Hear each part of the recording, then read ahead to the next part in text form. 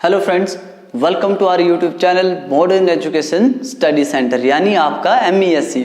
So my friends, मैं हूं आपका दोस्त अरुण अत्री और आज मैं आपके सामने एक नई वीडियो के साथ आपके सामने उपस्थित हुआ हूं, जिसमें मैं आपको बायोलॉजी का जो हम फर्स्ट चैप्टर स्टडी कर रहे थे क्लास +1 का, उसमें नेक्स्ट टॉपिक जो है वो स्टडी करेंगे।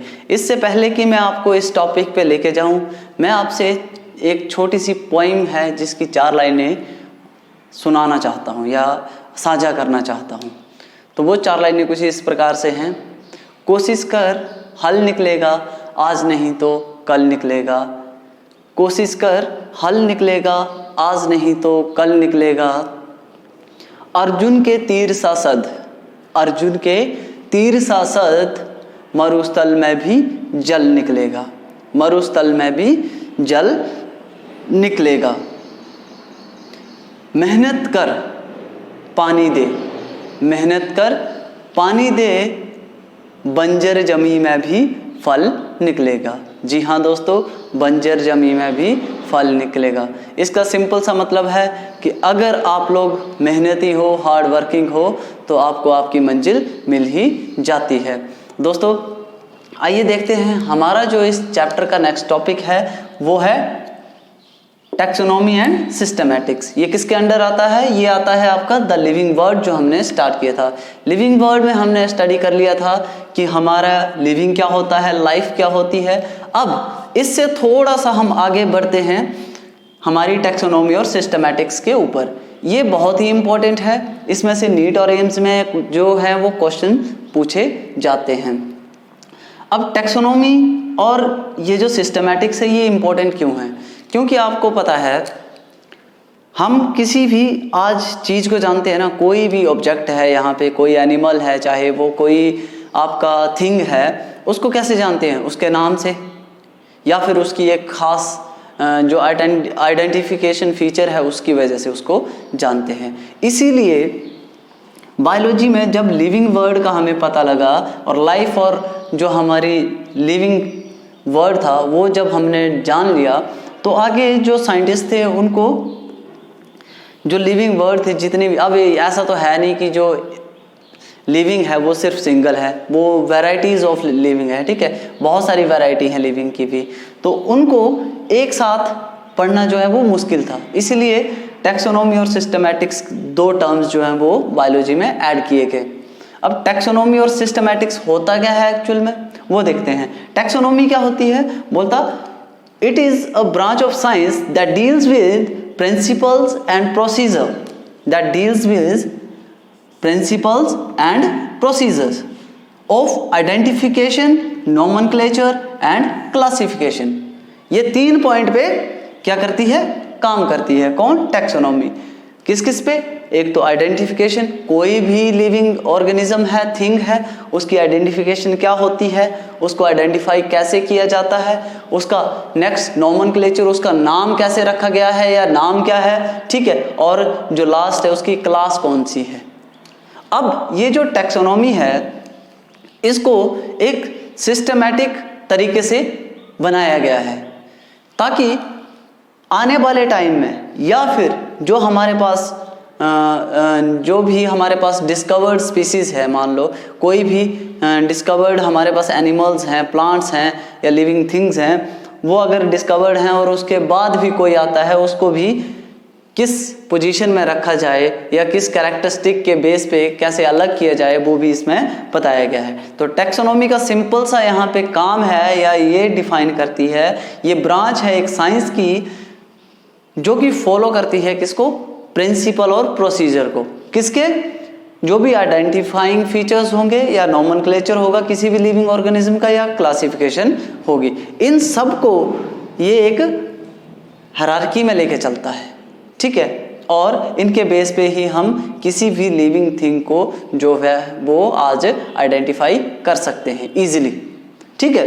तो टैक्सोनॉमी का मेन हमारे जो डेली लाइफ है या फिर हमारी जितनी भी लिविंग वर्ड है उसमें ये काम होता है। ये किसके ऊपर बेस्ड होता है? ये होता है आइडेंटिफिकेशन, नोमेनक्लेचर और क्लासिफिकेशन के ऊपर। अब हम नेक्स्ट बात करते हैं सिस्टमैटिक्स की। सिस्टमैटिक्स एक बहुत ही इंपॉर्टेंट टर्म है, ठीक है। ये भी आपका टैक्सोनॉमी की तरह ही हमें देखने को मिलता है। Systematics it is also a branch of science that deals with diversity of organism and all their comparative and evolutionary relationship. Simple सा अगर हम देखें तो जो हमारी सिस्टमैटिक्स है ये इवोल्यूशनरी रिलेशनशिप को बताता है। रिलेशनशिप कोई भी हमारी ऑर्गेनिज्म है या लिविंग थिंग है, उसका जो भी इवोल्यूशन होता है उसमें उसके रिलेशनशिप को सिस्टमैटिक्स बताता है। फॉर एग्जाम्पल हमारा ह्यूमन बीइंग है, ठीक है, ह्यूमन बीइंग है। अब मान लो कोई ऐसा कोडेट है जो आपका कहाँ रहता है, समुद्रों में। कहाँ रहता है? डीप मैरीन में, डीप मैरीन में रहता है। लेकिन वो क्या है? कोडेट है, कोडेट है। और आपको पता है कोडेट्स कौन है? कोडेट्स जैसे जिनके अंदर नोटोकोड प्रेजेंट होती है, ठीक है, या जिनके अंदर जो आपका CNS है वो प्रेजेंट होता है, वो होते हैं कोडेट्स। अब जो समुद्र के अंदर प्रेजेंट होगा, आप बोलोगे वो कोडेट्स कैसे हो सकते हैं? कई बार होता है ऐसा। अभी मुझे एक नाम नहीं याद आ रहा है एक्चुअल में, लेकिन एक डीप मैरीन में एक कोडेट जो है वो पाया जाता है, ठीक है। उसका जो नोटोकोड है वो कहाँ प्रेजेंट होता है? उसके सेल्स के अंदर। लेकिन वो है क्या? एक कोडेट है। कोडेट की प्रॉपर्टीज जो है वो शो करता है। तो सिस्टमैटिक्स ऐसा एक ऐसा बोल सकते हो कि एक ऐसा पॉइंट है या एक ऐसा नेक्स्ट लेवल है जिसमें जो भी स्पीसीज इवोल्यूशन के साथ, या ऐसी स्पीसीज जिनमें इवोल्यूशन होता है और अपने कैरेक्टरिस्टिक फीचर्स जो हैं वो चेंज कर लेता है या उनको अलग कर देता है किसी ग्रुप से, तो उस चीज़ को इसमें रखा जाता है, ठीक है। एक सिस्टमैटिक, मान लो किसी की नोमेनक्लेचर है, ठीक है, वो चेंज हो जाता है, तो वो चेंज हो जाए, या उसकी क्लास चेंज हो जाती है इवोल्यूशन के साथ, वो अपनी प्रॉपर्टीज चेंज कर लेता है, तो उसको एक चीज़ से हटा के दूसरे क्लास में डाल दिया जाएगा। और इसमें हेल्प कौन करता है? हमारा जो सिस्टमैटिक्स है ये। क्लियर है? तो ये थे हमारे कुछ मेन टॉपिक्स या मेन पॉइंट्स जो हमारे इस चैप्टर में अब आगे आने वाले टाइम में बहुत इंपॉर्टेंट रोल जो है वो प्ले करेंगे। तो इससे पहले कि हम आगे बढ़े, इसमें 2-4 और पॉइंट्स हैं जो डिस्कस करना आपके साथ बहुत ही इम्पोर्टेंट है, क्योंकि उन पॉइंट्स के बगैर ये जो टॉपिक है या हमारा ये जो चैप्टर है वो कुछ खास नहीं चलता। अब इवोल्यूशनरी रिलेशनशिप हमने देख लिया, अब देखते हैं आइडेंटिफिकेशन। फर्स्ट पॉइंट है इसमें आइडेंटिफिकेशन, आइडेंटिफिकेशन। सेकंड है क्लासिफिकेशन, क्लासिफिकेशन। और थर्ड वन है हमारा नोमेनक्लेचर।